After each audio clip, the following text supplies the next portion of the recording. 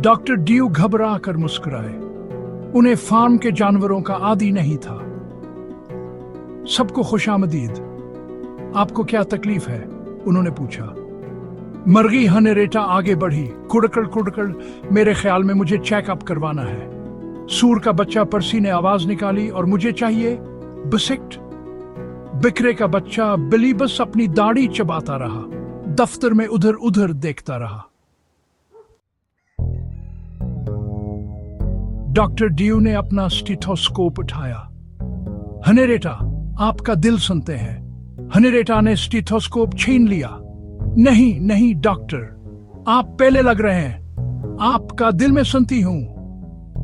Doctor due हिकलाए, लेकिन मैं doctor हूं।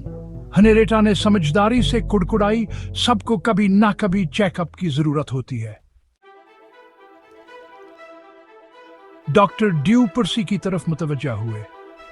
तुम्हारा क्या हाल है छोटे? पीठ में दर्द है? पर्सी ने सर हिलाया। मुझे लॉलीपॉप चाहिए और थोड़ा सा जोश भी। डॉक्टर ड्यू ने सांस भरी। ये उनके ख्याल से ज्यादा मुश्किल था।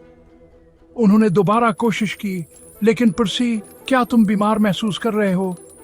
पर्सी मुस्कुराया। नहीं, लेकिन आप बीमार लग रहे हैं। शायद आपको लॉलीपॉप की जरूरत है।